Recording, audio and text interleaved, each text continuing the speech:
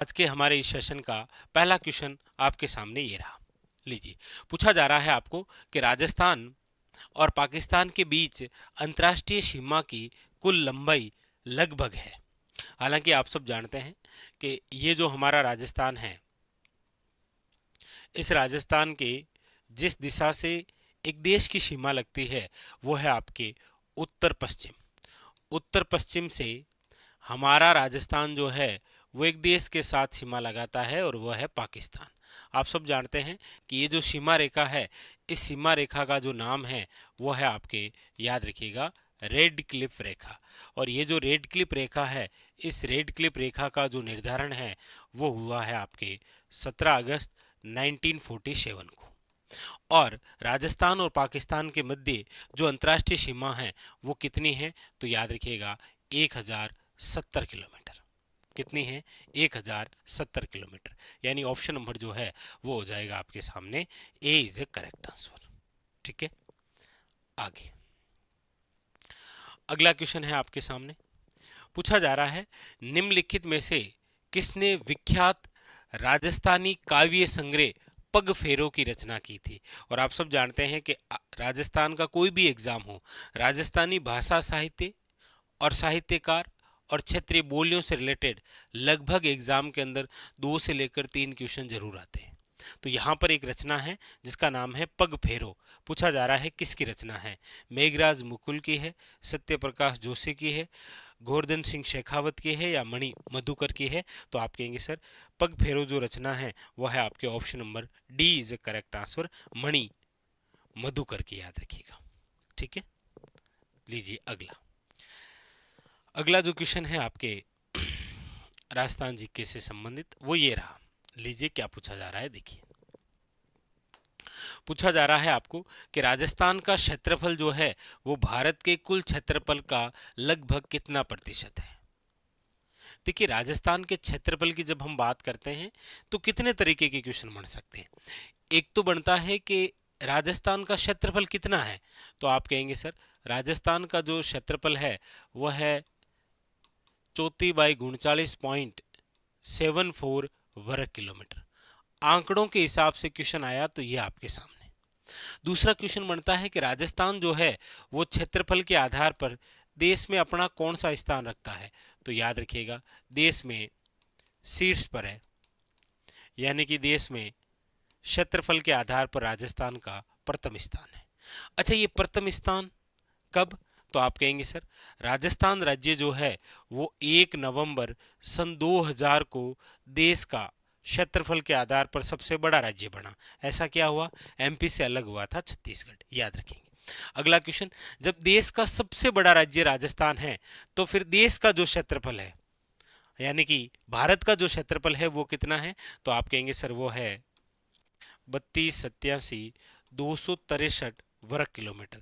और इसका जो है वो राजस्थान कितना भाग है, तो आप कहेंगे सर राजस्थान का जो एरिया है वो देश के कुल एरिया का लगभग कितना प्रतिशत है, तो आप कहेंगे सर वो है 10.41%, याद रखेंगे। ये आपके सामने बन सकता है तीसरा क्वेश्चन। एक तो आंकड़े से हो गया, एक स्थान से हो गया, एक तुलना से हो गया, और एक क्वेश्चन ये बनता है कि राजस्थान जो है वो क्षेत्रफल के आधार पर कौन से देश से 17 गुना बड़ा है। ये आपको कमेंट करके बताना है कि राजस्थान जो है वो क्षेत्रफल के आधार पर किस देश से 17 गुना बड़ा है। ये आपके लिए क्वेश्चन है।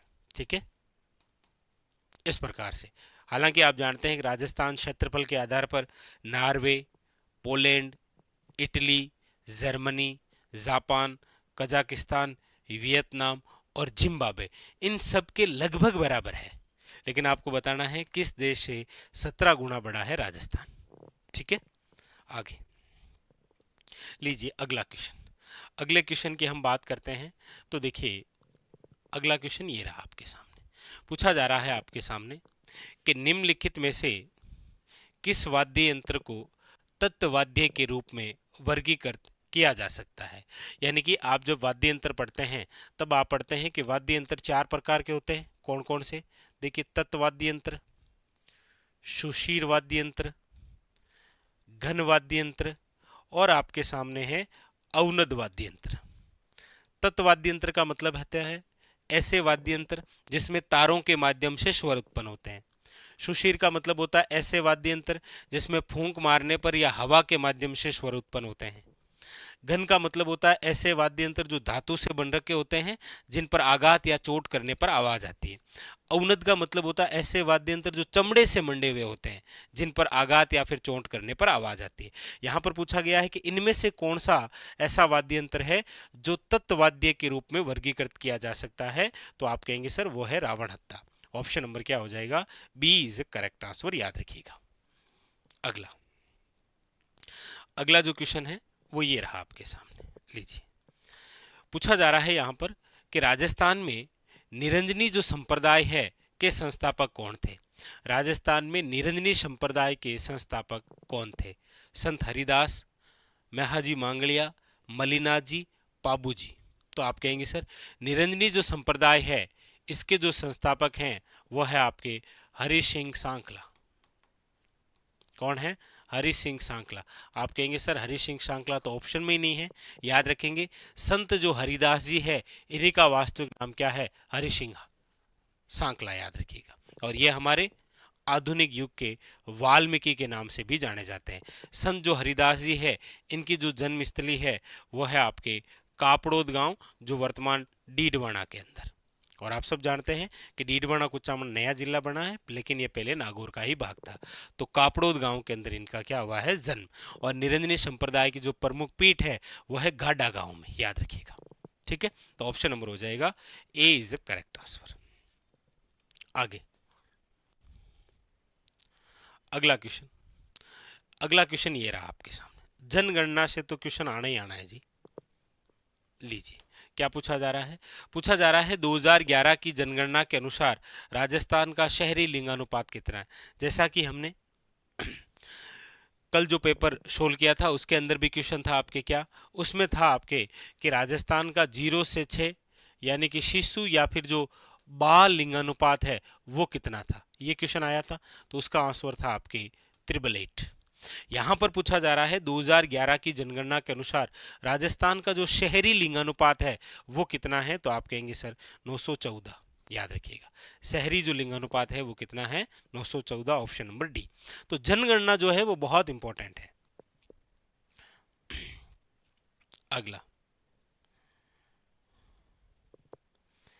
अगला जो क्वेश्चन है आपके सामने वो ये रहा, लीजिए। पूछा जा रहा है आपको यहां से कि निम्नलिखित में से किसने राजस्थान से ब्लू पोट्री, नीले मर्दभांड पर अपनी चित्रकला के लिए अंतर्राष्ट्रीय ख्याति प्राप्त की है? यानी कि बात हो रही है ब्लू पोट्री। ब्लू पोट्री का मतलब होता है चीनी मिट्टी के बर्तनों पर नीले रंग भरने की जो कला है उसे आप क्या कहते हैं? Blue pottery. और आप सब जानते हैं कि ये जो ब्लू पोट्री है ये कहाँ की प्रसिद्ध है? तो याद रखिएगा जयपुर। लेकिन इसके जो जादूगर हैं, इनके जो प्रसिद्ध कलाकार हैं ब्लू पोट्री के, वो कौन हैं? तो आप कहेंगे सर कृपाल सिंह शेखावत। ऑप्शन नंबर क्या है? सी इज करेक्ट आंसर। इनको इसी ब्लू पोट्री के लिए याद रखिएगा 1974, कब? 1974 के अंदर कौन सा अवार्ड दिया गया था? तो पद्मश्री। 1974 के अंदर इनको क्या दिया गया था? पद्मश्री, याद रखिएगा। कृपाल सिंह शेखावत, जिनका संबंध कौन से गांव से है? तो याद रखिएगा मऊ गांव, शिकर, याद रखिएगा। ठीक है, अगला है आपके सामने कि निम्नलिखित में से किस संत को राजस्थान का कबीर कहा जाता है? यानी ऐसे कौन से संत हैं जिनको राजस्थान का कबीर कहा गया है? लालदास जी है, जसनाथ जी है, दादू दयाल है या धन्ना भगत है? आप कहेंगे सर राजस्थान का कबीर जिसे कहा जाता है वो है आपके संत दादू दयाल। कौन है? संत दादू दयाल, याद रखेंगे। संत दादू दयाल जिनका जन्म जो है वो 1544 के अंदर, याद रखिएगा, अहमदाबाद गुजरात में हुआ है। कहां पर हुआ है? अहमदाबाद गुजरात के अंदर। ऑप्शन नंबर जो है वो हो जाएगा आपके सामने, याद रखिएगा सी इज करेक्ट आंसर, दादू दयाल, याद रखिएगा। ठीक है,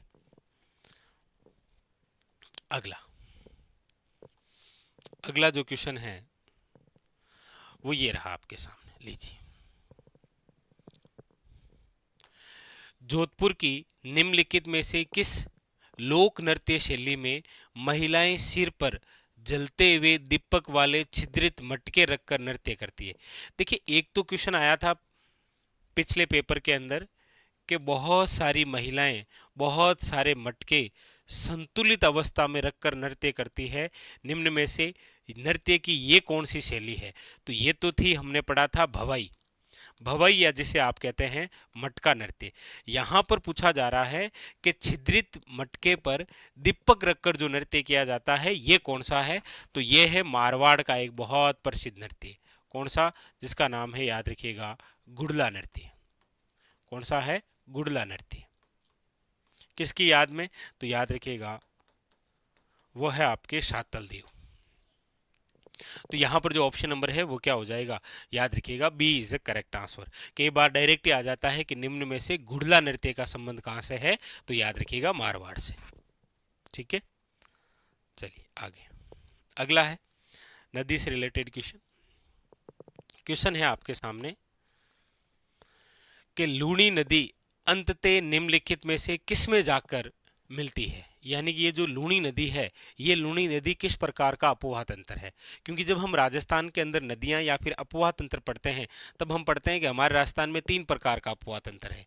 एक तो आपके अरब सागर का, एक आपके बंगाल की खाड़ी का, और एक है आपके आंतरिक अपवाह तंत्र का।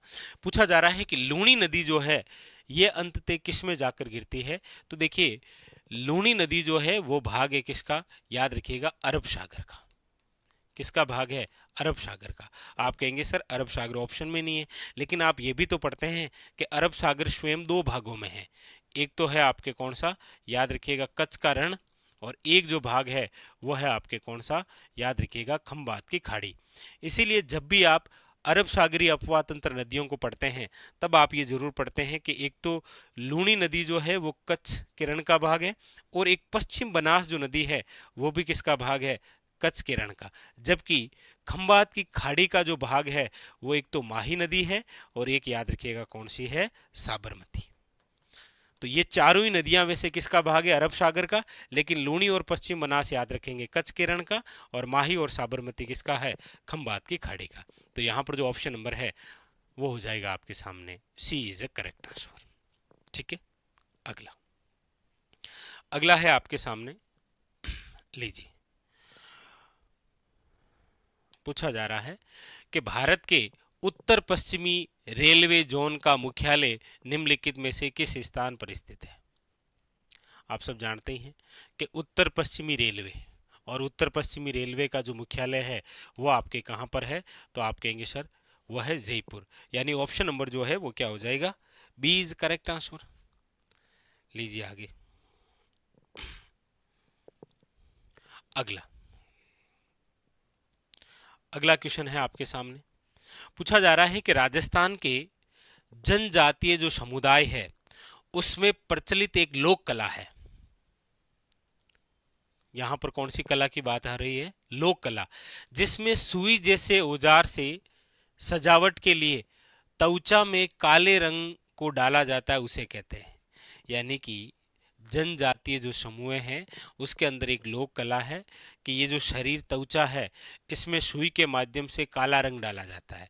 वर्तमान के अंदर सबसे ज्यादा प्रचलित शब्द है ये टेटू, जिसे कहा गया है गोदना। शरीर पर चित्रांकन निम्न में से कौन सी लोक कला है? याद रखिएगा गोदना, गोदना करवाना। ऑप्शन नंबर क्या है? याद रखिएगा डी इज करेक्ट आंसर। ठीक है, अगला। अगला है आपके सामने, लीजिए क्वेश्चन। क्वेश्चन है निम्नलिखित में से कौन सी एशिया की दूसरी सबसे बड़ी कृत्रिम झील है? दूसरी सबसे बड़ी कृत्रिम झील की बात हो रही है। डीडवाना झील है, जैसलमेर झील है, सांबर झील है, या कोलाई झील है? तो आप वैसे तो सभी जानते हैं कि डीडवाना झील डीडवाना में है। जैसलमेर झील आपके वर्तमान के अंदर यदि हम बात करते हैं तो याद रखिएगा सलुम्बर है, बाकी सलुम्बर उदयपुर से ही अलग हुआ है। सांबर झील प्रमुख रूप से जयपुर है, और कोलाई झील है आपके बीकानेर में। लेकिन दूसरी सबसे बड़ी क्या है कृत्रिम झील? तो याद रखिएगा वो है आपके जैसलमेर झील। ये जैसलमेर झील वर्तमान सलुम्बर जिले में है, सलुम्बर उदयपुर से ही अलग हुआ है। ठीक है, लीजिए अगला। अगला है आपके सामने,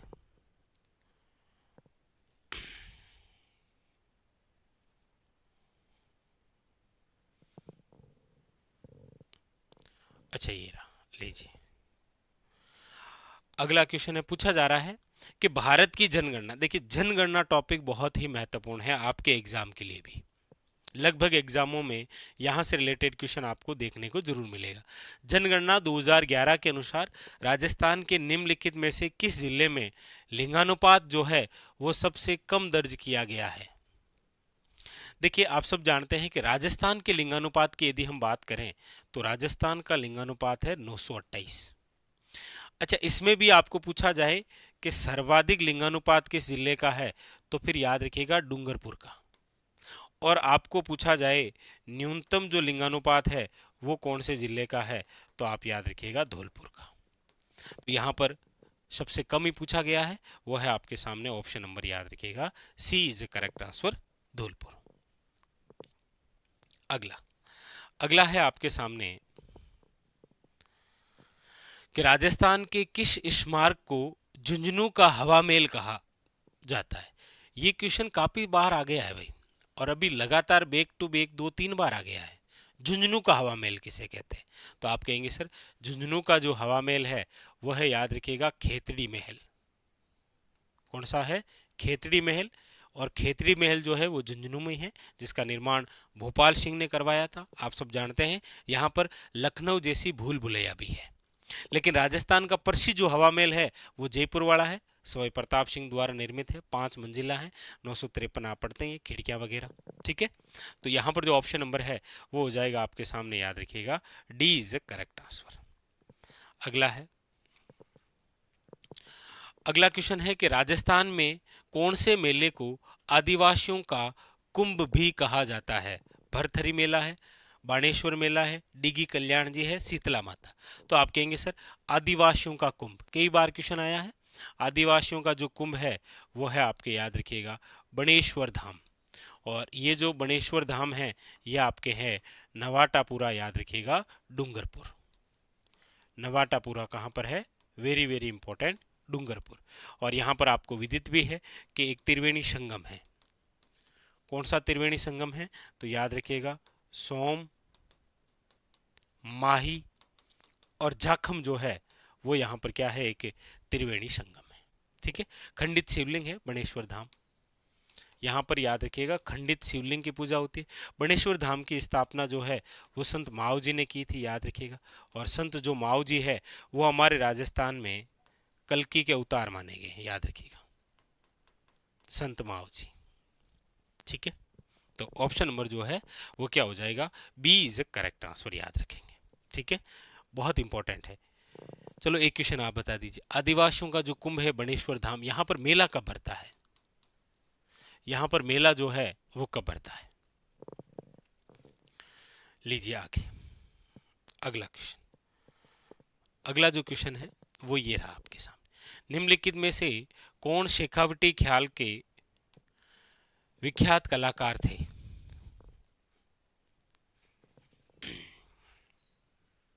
कौन सी ख्याल है? शेखावटी ख्याल। देखिए शेखावटी ख्याल का दूसरा नाम है, याद रखिएगा चिड़ावा की ख्याल,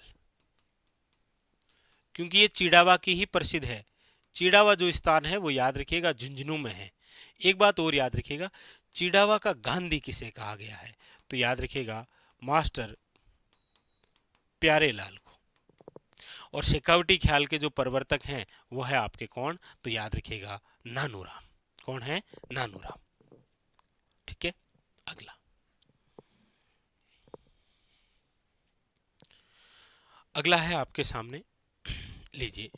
पूछा जा रहा है नदियों द्वारा निक्षेपित अवसादों से बनने वाली मिट्टी कौन सी? नदियों द्वारा निर्मित मिट्टी कौन सी है? लेटेराइट है, जलोढ़ है, लाल है या काली है? तो आप कहेंगे सर नदियों द्वारा निर्मित जो मिट्टी है वो है आपके कौन सी? Option number B is correct answer, जलोढ़ मिट्टी। हमारे राजस्थान में सर्वाधिक उपजाऊ मिट्टी यदि आपको पूछा जाए तो याद रखिएगा ये जलोढ़ मिट्टी ही है। अगला पूर्वी भाग में ही अगला है आपके सामने, अगला क्वेश्चन है कि मार्च 1949 में वृहत जिसे आप कह सकते हैं ग्रेटर राजस्थान संघ, ग्रेटर राजस्थान संघ, ठीक है। और हालांकि डेट की यदि आप बात करेंगे तो यह है 30 मार्च 1949। 30 मार्च राजस्थान दिवस मनाते हैं आप, याद रखिएगा, ठीक है। 30 मार्च को राजस्थान दिवस है, 1 नवंबर को आपके राजस्थान स्थापना दिवस है, 21 फरवरी को राजस्थानी भाषा दिवस है, और आजकल एक और शुरू हुआ है 10 दिसंबर को, याद रखिएगा, प्रवासी राजस्थानी दिवस, ठीक है।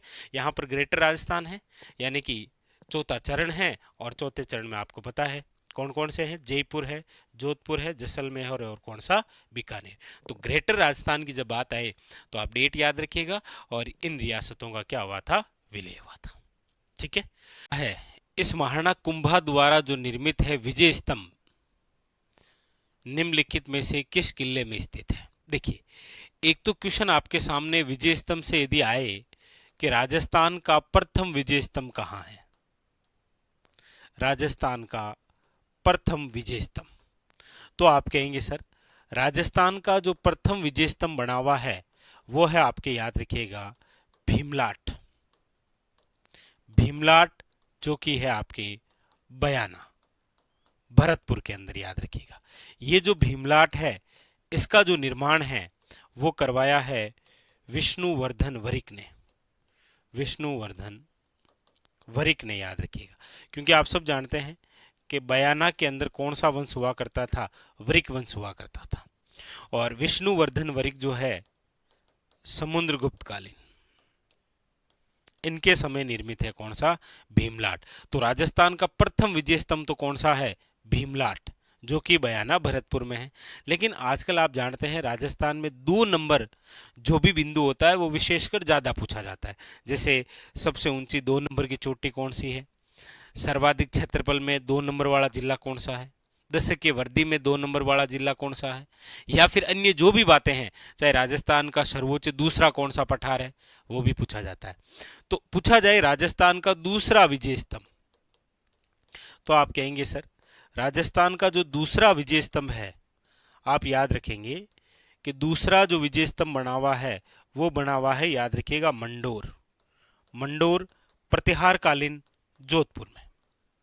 तो आप कहेंगे सर ये विजय स्तंभ ये हमारे राजस्थान का प्रसिद्ध है, याद रखिएगा, राजस्थान का प्रसिद्ध विजय स्तंभ पूछा जाए कौन सा, तो याद रखिएगा ये आपके कुंभा द्वारा निर्मित है, जो कि है आपके कहां पर, चित्तौड़गढ़ में, याद रखिएगा। इस विजय स्तंभ का जो निर्माण है वो कुंभा ने मालवा विजय उपलक्ष्य में करवाया था, सारंगपुर का युद्ध जीतकर, मालवा विजय उपलक्ष्य में, याद रखिएगा, ठीक है। और कुंभा ने इसे बनाकर अपने आराध्य देव भगवान विष्णु को समर्पित किया है, भगवान विष्णु को समर्पित किया है, ये भी याद रखेंगे। विजय स्तंभ जो ये बना हुआ है इसके जो वास्तुकार थे उनका नाम है, देखिए, जेता, नापा, पुंजा और पोमा, जेता, नापा, पुंजा और पोमा, याद रखिएगा, ठीक है। वेरी वेरी इंपॉर्टेंट कौन सा, ये विजय स्तंभ। लेकिन याद रखें राजस्थान का प्रथम विजय स्तंभ और राजस्थान का दूसरा विजय स्तंभ कहां कहां है, ठीक है। आइए आगे चलते हैं, अगला क्वेश्चन। अच्छा ये लीजिए, ये रहा क्वेश्चन है आपके सामने कि राजस्थान के उत्तरी मेवाड़ क्षेत्र में स्त्री और पुरुष द्वारा एक साथ गाए जाने वाला विख्यात लोकगीत हमसिडो किस समुदाय से संबंधित है। देखिए क्वेश्चन आता है कई बार, ये हमसिडो गाया जाता है तो याद रखिएगा हम का मतलब हो गया मैं और तुम, यदि हम हो जाते, मैं और तुम, यानी कि इस गीत को गाने वाले पुरुष व महिला दोनों हैं, क्योंकि मैं और तुम तभी तो हम बनेंगे। तो ऐसे भी पूछा जाता है कि निम्न में से कौन सा गीत पुरुष व महिला दोनों मिलकर गाते हैं, याद रखिएगा हमसिडो। और ये हमसिडो जो है वो जिस समुदाय से संबंधित है वो है भील समुदाय में, याद रखिए। भील समुदाय के अंदर महिला और पुरुष दोनों मिलकर जो गीत गाते हैं वो है हम सिड्डो, याद रखिएगा। ठीक है, अगला अगला है आपके सामने, ये रहा, ये लीजिए।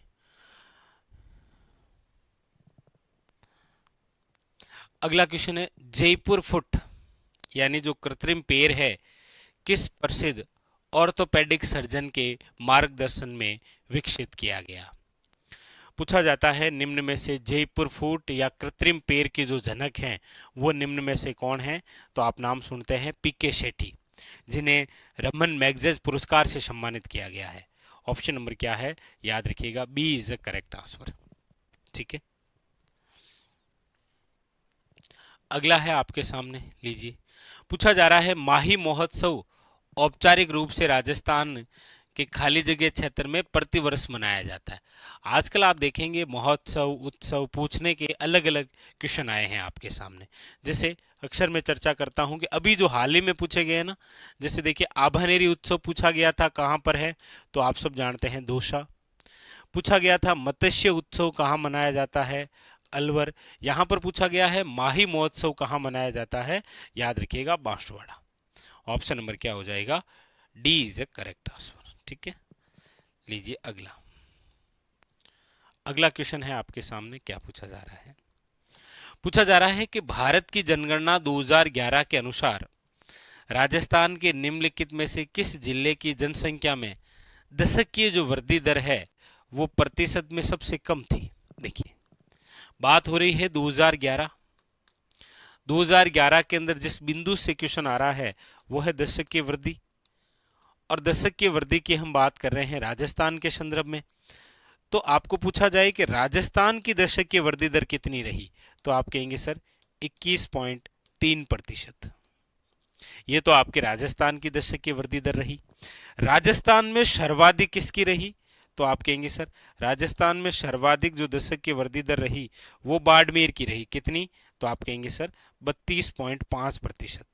जबकि पूछा जाए राजस्थान में सबसे कम किसकी रही, तो आप कहेंगे सर श्री गंगानगर की रही। और श्री गंगानगर की कितनी रही? तो आप कहेंगे सर 10%। ये लो, राजस्थान की दशकीय वृद्धि दर सर्वाधिक किसकी रही, सबसे कम किसकी रही? तो आप कहेंगे सर ऑप्शन नंबर हो जाएगा यहाँ पर C is the correct answer, Shri Ganganagar. ठीक है, आगे अगला क्वेश्चन, अगला जो है, हाँ ये लीजिए।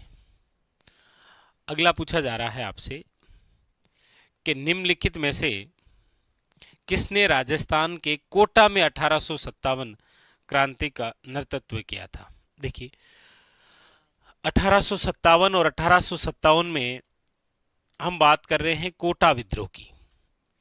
देखिए ये जो कोटा का विद्रोह है ये कब हुआ? सबसे पहले तो याद रखिएगा 15 अक्टूबर 1857 को।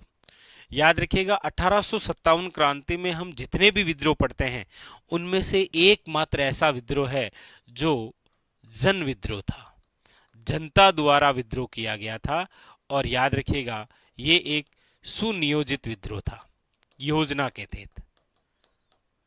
कोटा की जनता कोटा के किले पर अधिकार करती है और कोटा के जो शासक हैं राम सिंह सेकंड, उनको कोटा दुर्ग में ही कैद कर देती है। और याद रखिएगा इसी जनता ने कोटा पर 6 माह तक अधिकार किया था। तो पूछा जा रहा है कि यहाँ पर प्रमुख रूप से नेतृत्व करने वाले नेता कौन थे? तो 2 व्यक्ति थे, एक का नाम है मेहराब खां और एक का नाम है, याद रखिएगा, जयदयाल और मेहराब खां, याद रखिएगा दोनों। और इसी कोटा विद्रोह के तहत कौन कौन से अंग्रेज मारे गए थे?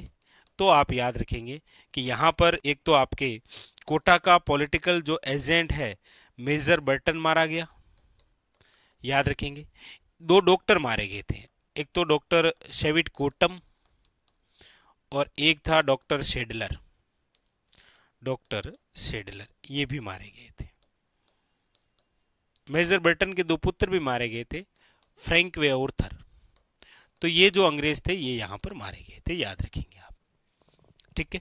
तो यहां पर आप ऑप्शन देखेंगे तो ऑप्शन में एक ही है, कौन से, मेहराब खां। बाकी जय दयाल और मेहराब खां दोनों ही थे। ठीक है। अगला अगला है आपके सामने, ये थोड़ा थ्योरेटिकल क्वेश्चन आया है। क्या आया है देखिए। पूछा जा रहा है कि निम्नलिखित में से कौन सी राजस्थानी चित्रकला की मुख्य विशेषताओं में शामिल नहीं है। कौन सी ऐसी है जो शामिल नहीं है। पहली बात, राजस्थानी चित्रकला का महलों, किलों, मंदिरों और हवेलियों में सार्वजनिक प्रदर्शन नहीं होता है। सार्वजनिक प्रदर्शन नहीं होता है, क्यों नहीं होता है। आप कोई भी महल, कोई भी किला, कोई भी मंदिर, कोई भी हवेली देखेंगे तो लगभग सारी हवेलियां तो वैसे भी कलात्मक हवेलियां हैं। राजस्थानी चित्रकला की जो मुख्य विशेषता है वो यहाँ शामिल है, जबकि ये कह रहा नहीं होता है, तो फिर विशेषता में शामिल नहीं है, तो ये नहीं है।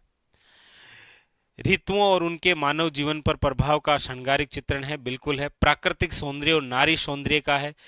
चित्रों में भक्ति और श्रृंगार दर्शाने, बिल्कुल सभी हैं। यानी बी भी विशेषता में, सी भी है, डी भी है, लेकिन ए जो है ये नहीं है, याद रखेंगे आप। ठीक है। यहां कह रहा है प्रदर्शन नहीं होता है, जबकि प्रदर्शन होता है। ठीक है। Option number A is a correct answer. लीजिए आगे। अगला है आपके सामने, ये रहा, और ये तो आपके आगामी एग्जाम के लिए बहुत खास है जी, क्योंकि वन विभाग की वार्षिक रिपोर्ट 2024-25 के अनुसार निम्नलिखित क्षेत्रों में किसमें कुल वन क्षेत्रफल के आधार पर सर्वाधिक है। मैंने पिछले ही सेशन में चर्चा की थी कि वन रिपोर्ट 2023 के अनुसार आपको वन चाहे क्षेत्रफल के आधार पर पूछे और चाहे प्रतिशत के आधार पर पूछे, सर्वाधिक पूछे तो उदयपुर होगा, और क्षेत्रफल या फिर प्रतिशत के आधार पर न्यूनतम पूछे तो चूरू होगा। राजस्थान के कुल भौगोलिक क्षेत्रफल पर कितने प्रतिशत वन है, तो 9.60% पर वन है। यह भी आप जरूर याद रखें। ठीक है। ऑप्शन नंबर यहां पर क्या हो जाएगा, D is a correct answer. आगे अगला है,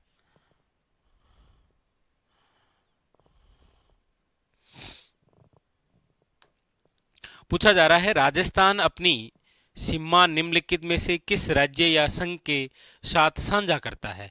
महाराष्ट्र, दिल्ली, हिमाचल प्रदेश या पंजाब। देखिए, यदि हम राजस्थान के अंदर चर्चा करें स्थलीय सीमा, तो टोटल स्थलीय सीमा कितनी है, तो आप कहेंगे सर टोटल है 5,920। इनमें से आपको पता ही है 1,070 जो है वो तो है पाकिस्तान के साथ। किसके साथ है, पाकिस्तान के साथ। बाकी जो बची है 4,850, उनमें से पंजाब के साथ है 89, हरियाणा के साथ है 1262, यूपी के साथ है 877, एमपी के साथ है 1600 और गुजरात के साथ है 1022।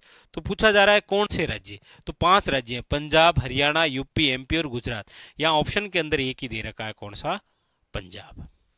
याद रखिएगा, ऑप्शन नंबर क्या हो जाएगा, डी। अगला है आपके सामने कि जून 2025 में निम्नलिखित में से किसे राजस्थान लोक सेवा आयोग का अध्यक्ष बनाया गया था। आरपीसी बहुत ज्यादा चर्चा में है, क्योंकि इसमें पहले सदस्य 1+7 हुआ करते थे, अब इसे बढ़ाकर 1+10 कर दिया गया है। ठीक है। और यहां पर पूछा जा रहा है जून 2025 में किसे बनाया गया था, तो UR साहू, उत्कल रंजन साहू।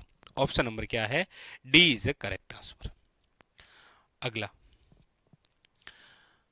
अगला है आपके सामने के निम्नलिखित में से किसने राजस्थान के मुख्यमंत्री के रूप में 3 बार शपथ ली है। 3 बार शपथ। देखिए, टिक्काराम पालीवाल, आप कहेंगे सर राजस्थान के फर्स्ट निर्वाचित सीएम है ये, राजस्थान के फर्स्ट निर्वाचित सीएम। ये राजस्थान के फर्स्ट उप मुख्यमंत्री भी यही बने हैं, टिक्काराम पालीवाल, याद रखेंगे। ठीक है।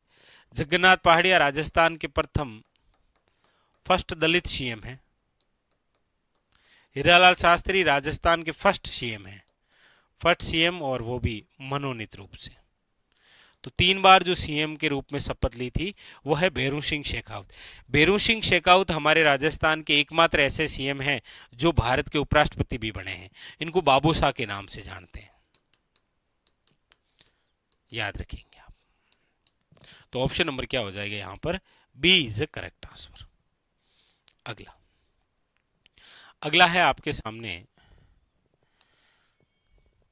पूछा जा रहा है, देखिए क्या निम्नलिखित में से किसे वन की आशा,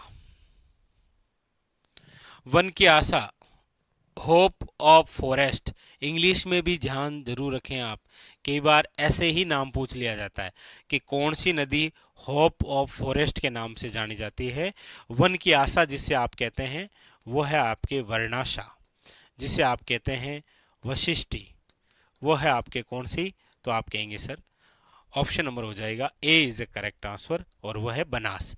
बनास जिसकी लंबाई 480 या फिर 512 किलोमीटर, याद रखिएगा, पूर्णतः राज्य में प्रवाहित होने वाली, पूर्णतः राज्य में प्रवाहित होने वाली सबसे लंबी नदी है, पूर्णतः राज्य में प्रवाहित होने वाली सबसे लंबी नदी, सबसे लंबी नदी है, याद रखेंगे आप, ठीक है, कौन सी, बनास।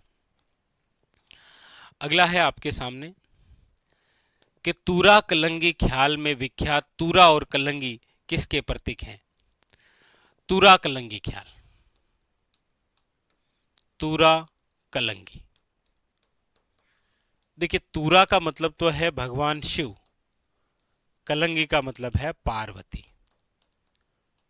तूरा कलंगी जो ख्याल है उसमें तूरा और कलंगी किसके प्रतीक हैं, तो याद रखिएगा शिव और पार्वती। वैसे तूरा और कलंगी याद रखिएगा पगड़ी के आभूषण भी है, पूछा जाए ना कि तूरा व कलंगी निम्न में से किसके आभूषण हैं, तो याद रखिएगा पगड़ी के आभूषण है, ठीक है।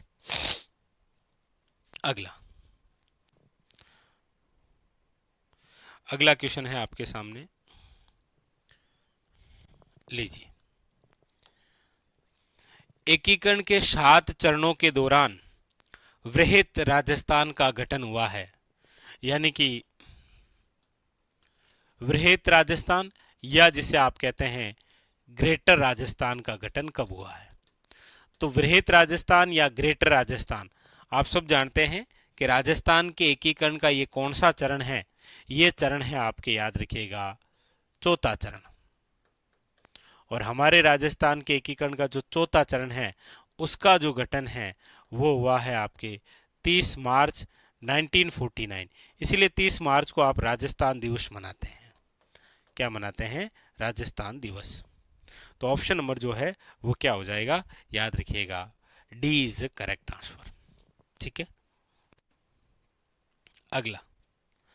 अगला है आपके सामने कि विश्व पर्यावरण दिवस यानी कि 2025, विश्व पर्यावरण दिवस आप सब जानते हैं कब मनाया जाता है, 5 जून को। तो 5 जून 2025 जो विश्व पर्यावरण दिवस मनाया गया, किस मुद्दे पर विशेष ध्यान केंद्रित करते हुए मनाया गया था, तो आप कहेंगे सर करंट विशेष का क्वेश्चन है, याद रखिएगा प्लास्टिक प्रदूषण को समाप्त करना। ऑप्शन नंबर क्या है, ए इज ए करेक्ट आंसर।